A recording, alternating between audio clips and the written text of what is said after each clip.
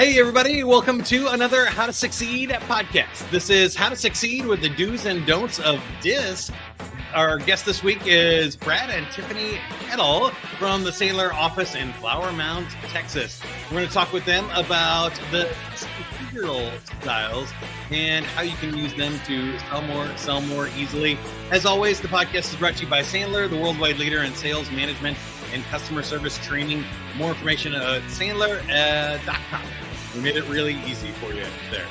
All right, Brad, Tiffany, welcome to the podcast. We're talking about DISC this week, which is a psychological model. I've done some research into it. It goes all the way back to like the ancient Greeks. They had the fire, water, land, and wind personality styles, which became DISC later, which is dominant, influencer, steady, relator, and compliant. And I'm trying to get it all out of the way in one swipe here.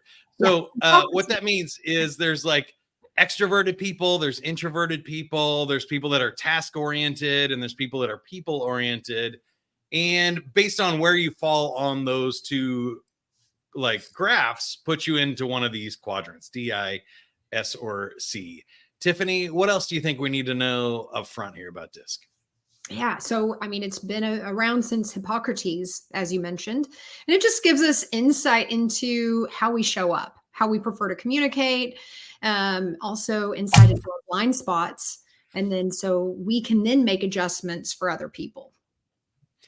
I like that. And Brad, how have you found DISC helpful in sales, business, your personal life anything? Yeah. Yeah, I think DISC is one of those things that we could be implementing way more often than we do in our business lives, in our personal lives, in our intercommunication. The way that we communicate with people is so critically important to success in all of our areas of life that I think we're just really missing the opportunity to engage in it in a more effective way as we go through. Yeah, I think for me, the big takeaway is that if you're not aware of the DISC styles, you kind of go by the golden rule. Treat other people the way you want to be treated, which is not a bad place to start. But the problem is not everybody is like you. So, you know, if you like your steak well done, you're wrong. And if you're overcooking everybody else's steak, then you're not treating them the way they want to be treated. And I think that's a really great opening rule. So, Brad, when I think about attitude, what do you think are some of the common myths and misconceptions about using DISC, or what are some of the best practices here, how the best communicators think about it? Yeah, that's a great question. I think one of the things we see about the best communicators using DISC, right, is that they're always trying to communicate effectively by listening first and engaging first, right? They're not just jumping in and saying, hey, this is the way I need things done, and they go. But when you're using DISC in the office, we're just going to focus on that. You're going through a process where you're really trying to understand what people are saying. You're trying to understand your team, understand the people that work for you, so that you can adjust to them, so that we can get things done more effectively and more efficiently. I think that's the biggest attitude thing we talk about with our clients. It's the platinum rule, right? It's treat others how they want to be treated. So that's, the level up from the golden rule. Because if we're focused on the golden rule, it makes it really about us and our preferences when it should be about theirs. And so specifically when we're talking about, salespeople, it's our job to make those adjustments, and managers, same way. You adjust for your people, your family. It's on us to make adjustments. So, it's not about you, it's about them. Yeah. And Tiffany, I wanted to ask you specifically about managers and leaders, because I do see some common misconceptions. One is people think that sort of like DISC style is permanent and I can't adjust. So they go, oh, well, sorry. I'm a high D. I just get to be a jerk all the time, and the rest of you have to deal with it. And they don't realize that we're teaching these so that you can learn how other people, want to be treated and adjust the style.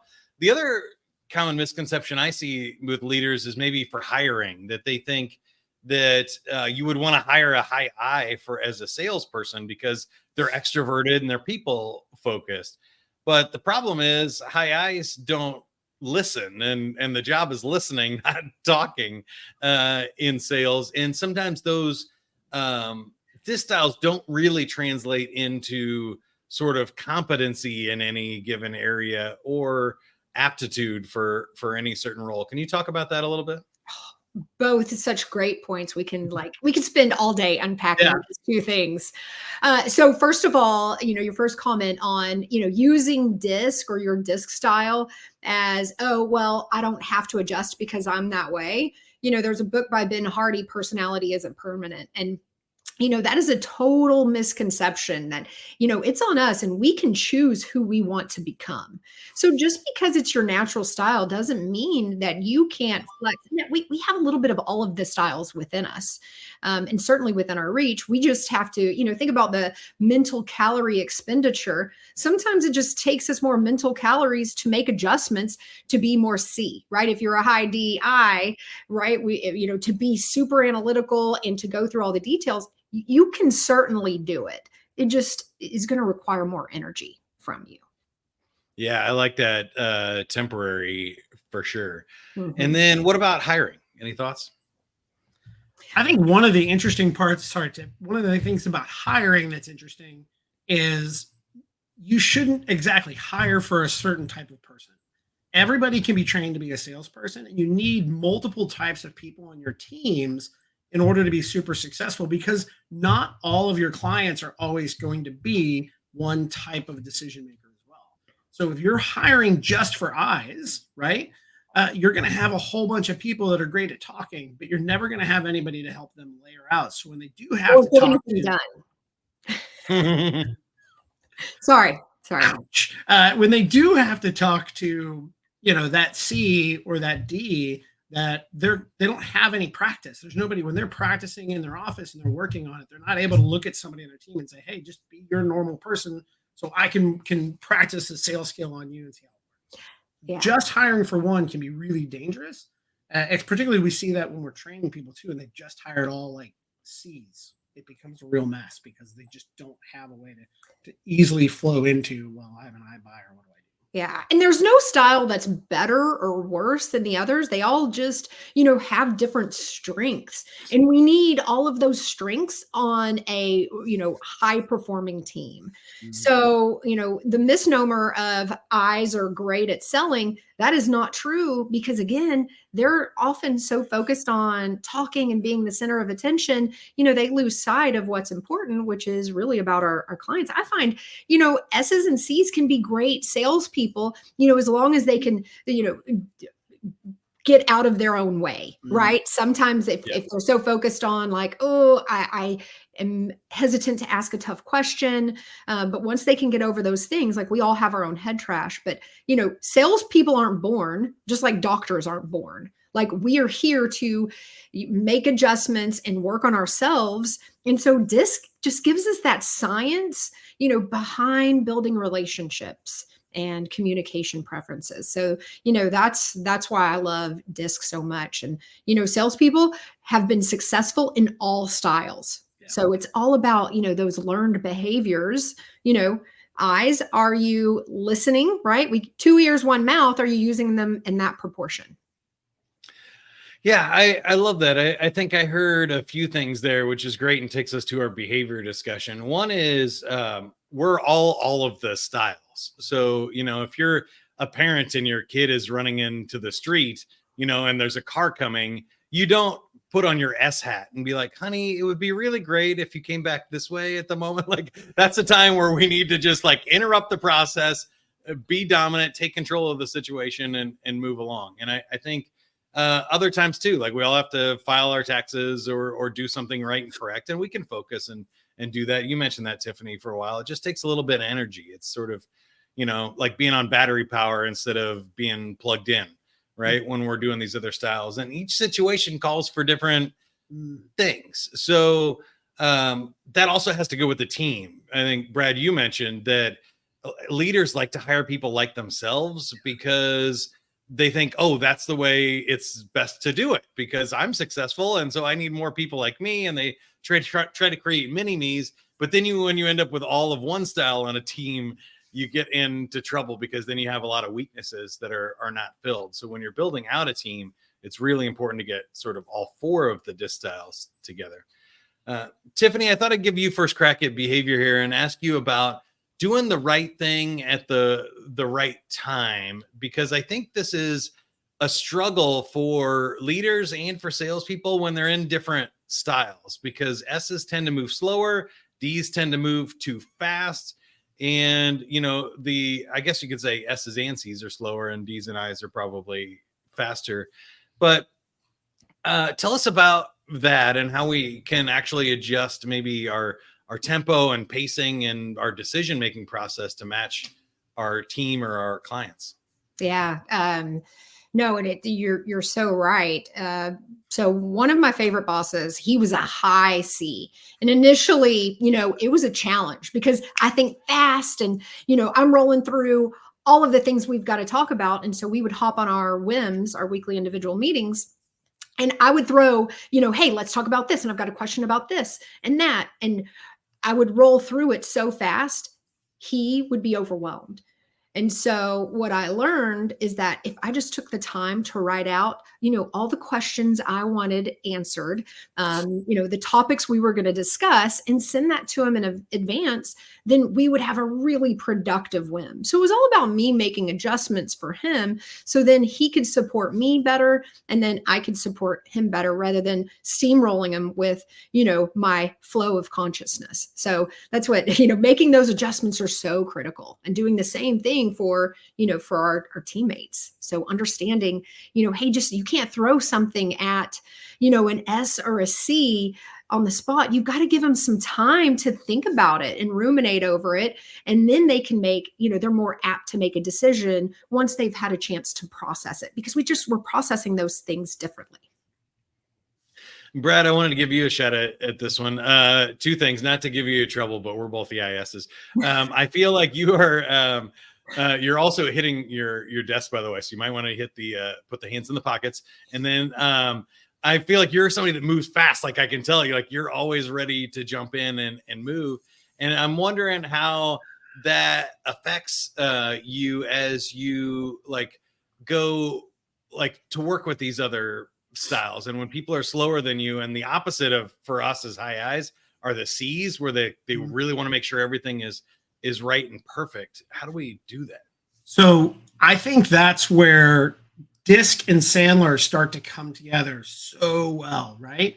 Is understanding a process, understanding what you have to do to get from A to B to B to C to C to D in every conversation, and then laying DISC on top of that, knowing that if I have to go through these things, right, we have to go through and make sure that we check off these areas of the process, whether it's an account management process, a sales process, a leadership process, and then putting that layer of DISC on top of that process, so you understand, why do I feel like this is taking forever? Oh my gosh, I needed this to close yesterday, da da da da. And then you start to say, wait a minute, I'm running the process, they're running a process, but they're high C, right?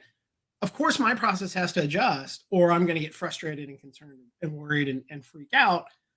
Knowing that we lay those things on top of each other in order to get from A to B makes things so much less stressful when you're managing people or having a conversation with people around you. Understanding that and putting those together is pretty critical. Nice. All right, let's jump to technique, because I feel like this is where we're going to get a lot of do's and don'ts, and maybe we can take one individually. So, Brad, I'll let you pick the first style here. And can you give us some techniques or do's and don'ts for that style? Let me tell a story about, I'm just going to use I because I'm an I, right? And I tell stories. So one of the biggest techniques about being an I is understanding when you're in a room with other people. So I have this great story of Tiffany and our CFO and I in a conversation. Both of them are high D's. What's my role in that discussion? Nothing. As a high I desperately want to jump in and tell a story and lighten the mood and be social and have things go. But when you're talking about the techniques that are involved, you have to identify that you're in a situation where I need to be in this conversation. It's important to know the things that are being presented. It is not my job to speak up and engage and be that high I that I desperately want to be, right? So technique-wise, understanding where you're at as an I, or what your immediate tendencies are in that conversation, and couching them for the right opportunity. So That meeting would have been brutal had I just kept jumping in and jumping in. They would have thrown me off the call. But those understanding that as part of the techniques of how you communicate, we found that to be super helpful. I like that. Tiffany, I'll let you pick one. So being a D, I know one of my blind spots, and I'll share a story. So my first 360 review. So I was in my 20s in sales, and I was a go-getter. I'd get in the office, I would go to our estimator and say, "Hey, I'm heading to a client. I need this estimate within 30 minutes. Is that okay?" And I would get it and head out the door. And then when I got my 360 review, it did not paint a very good picture of me. It said, "Well, she doesn't care about me. She comes in and cares about her agenda." And I'm like, wow, what a blind spot. Like that's not at all what's in my heart. Like I really care and I love people, but I certainly didn't show up that way. Right. Because as a D, D's and C's were so task oriented. Like I'm focused on the task at hand. I'm like, well, there's no room for emotions. But I mean, you guys can probably both attest, like to the people side of that, like, "Oh, well, she doesn't care about me." And that wasn't it at all. So he was a high S, and he just wanted me to slow down long enough to ask him like how he was doing, like ask about his wife and his kids. And I didn't. So, that was a really big lesson learned for me. Yeah, I think for me, the S is the interesting one because S's are the hardest to read. Their kind of default emotion is no emotion, and they'll be quiet in a meeting. And if you don't draw them out as a leader or as the salesperson, talking to a committee or a buyer, you have to really ask questions and really give them room. But we mentioned it earlier. Most importantly, lead time. I worked with my sister and dad in my Sandler franchise days with them in Kansas City, and my sister is a high S, my dad's a high D, and I ended up in the other two buckets, when we worked together. But we noticed all the time, right? My dad would want to make up something on the spot, and so my sister spent all week preparing for class, and we have notes and handouts and PowerPoints, and then my dad comes in and says, "You know what? We're going to do something different today because I had a genius attack this morning," and it would just be instant frustration with the S. And I think those ideas are fine as long as you give them lead time on that, or you let them understand that. And I think that is really it's not that they have different opinions or tactics. It's just that ramp up time is a lot longer and that ramp down time is a lot longer. So D's also will, snap or flash on a thing and, get angry really fast, but they also get happy real fast. As soon as it's taken care of, they go, "Oh, okay, it's done," and move on. And I found that with S's, that's not true. It will take them a lot longer to get angry, but it will also take them a lot longer to come back around if you do make them angry or cross the line. Yeah. Who wants to take Steve? Tiffany? Or you had something to share? Yeah, one thing I was going to share is so Brad is obviously married to a high D, and oftentimes, I'll hear, "Tiffany, I know you didn't mean it the way it came out." So, I love that DISC also gives us some insight into giving others grace. Like, because especially when we're with the people we love the most, we're not adjusting for those people. Right. I mean, at work all day, we're making adjustments for our clients, our prospects, our colleagues. And then when you get home, you just sometimes, you're out of mental calories to make adjustments, and you just want to show up the way you are, which, especially when you're under pressure, isn't always, our best self. So, I'm grateful for Brad for always seeing the best, even when I don't deserve it. And Brad, I feel like you shared earlier how to deal with a C, but do you have any quick do's and don'ts for the C style? Yeah, I think the trick with C styles is very simple. And if you understand that it's a lot about the calculations that go into the decision, right? You just have to ask those right questions, engage in the right questions, and try and pull that out of them and get them along the numbers. I think we've got a client whose sales team is all high C's. It's kind of strange. But even in training them and engaging with them the way we do, I have to scale back the way that I would normally act and get them to understand we have to be very process oriented, detail oriented, and talk about the statistics and the numbers and the data in order to draw them into the conversation. So if you're able to identify that you're dealing with these C's, you just have to change the way that you think about them and start leaning into that logical side of what they do in order to get them on board. Once they're on board, right, and we're working with them, things are a little bit easier. But that initial conversation and the initial engagement has to be all about data and data and data. And for those of us that are on the other side of that, that can be really difficult to do. But it's our job to make those steps and really do that reach out for them. Yeah. And so this team, we're teaching communication to them, and they can be skeptical, right? They want the details. They want all the facts. So, asking them about, specifically what they want, and making sure that, we're answering their questions and giving them the details that they're needing. And then also, teaching DISC from a science perspective, that it really, it's been around for hundreds of years. And teaching the science behind it, that gives a little more validity into, their fact-based detail logic side, rather than, it all being about the, soft side, which, can be harder to get your brain around. Yeah, I think also I found with C's, and I have some C tendencies as well. I'm sort of like an IC that switches between roles, and I'll design, websites and write books or programs, and then host a podcast and speak on stage and be completely I. And one of the things that I've noticed is criticism of their work. So C's really don't want to make mistakes. That's the number one rule.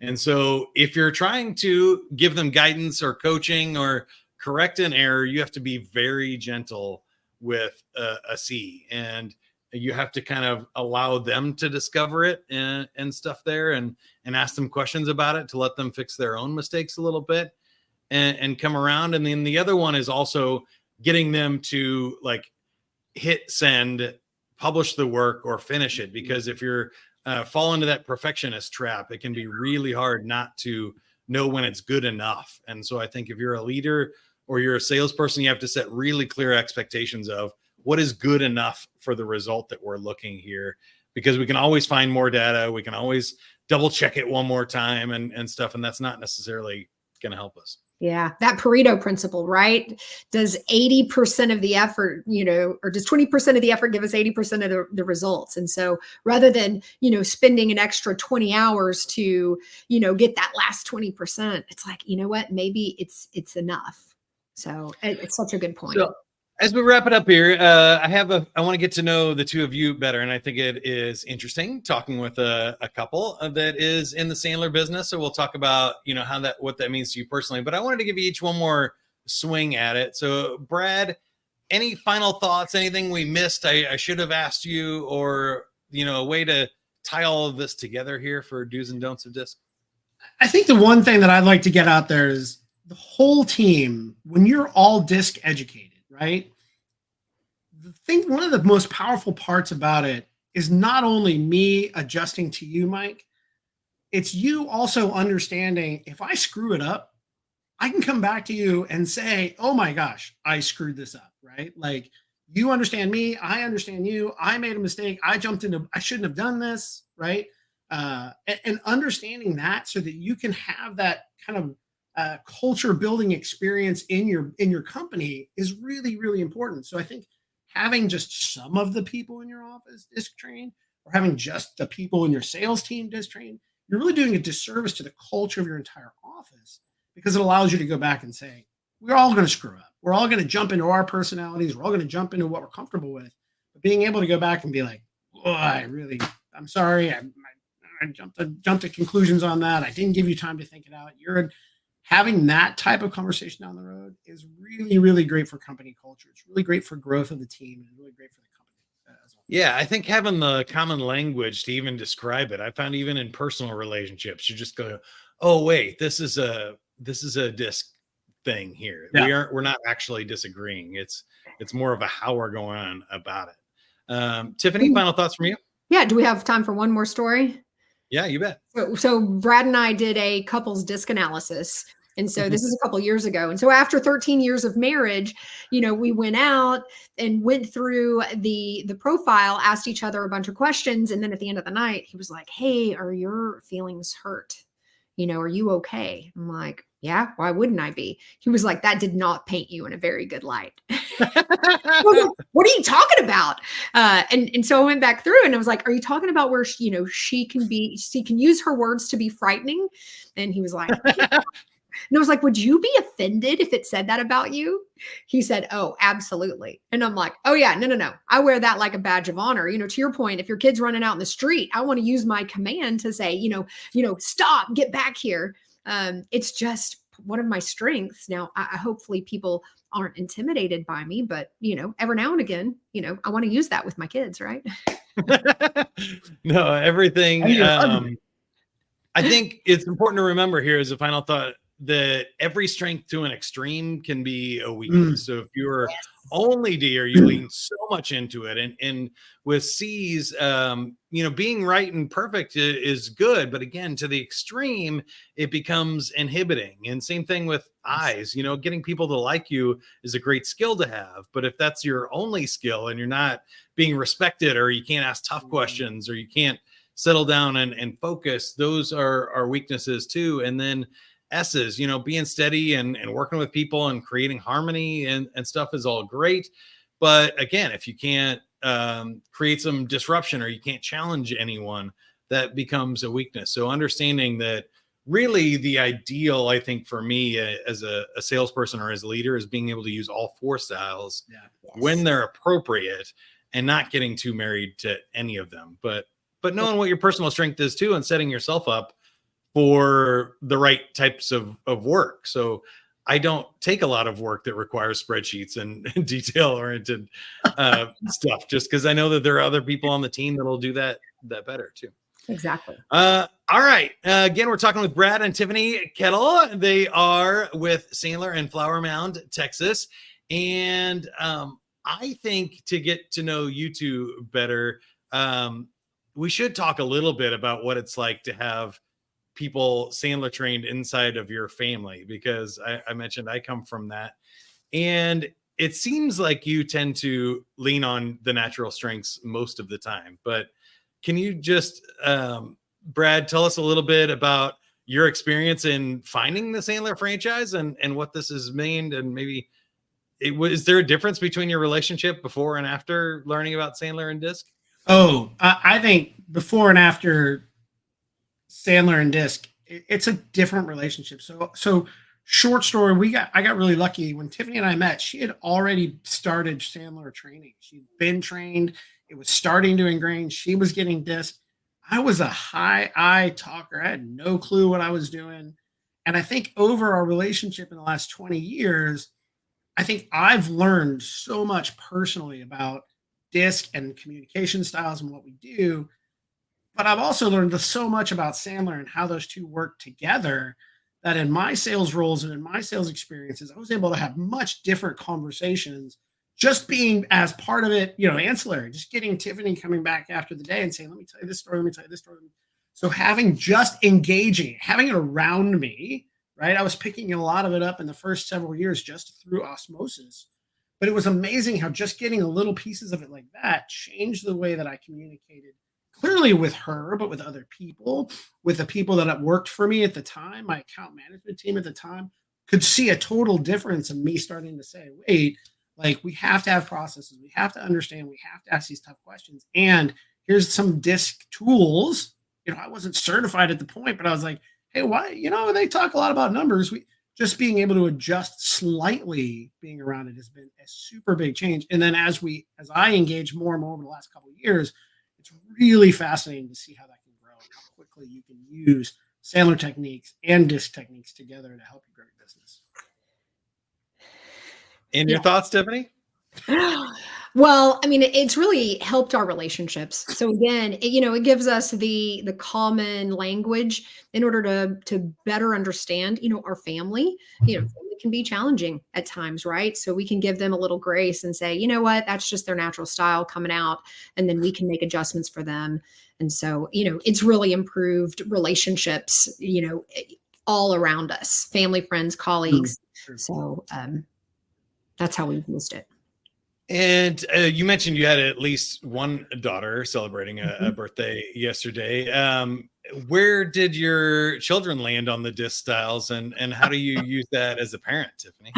So she's my mini me. She is my high D. And so it is fun. I've learned a lot about myself in seeing those qualities come out in a 10-year-old. So, yeah, competitive, driven. She's got her mind made up. So, and then our son is just like Brad. We have a 12-year-old son who is a spitting image of an IS. And here's the fun part, Mike, is we've started to give them those tools as well, right? So entertainingly, not only do I understand how to deal with my daughter, my son knows how to deal with his sister in a different way as well. So here I've got a 10 and a 12-year-old who can look at each other and be like, oh, okay, you're being like mom right now, so chill out. Or my daughter, like, quit talking. I have something to say.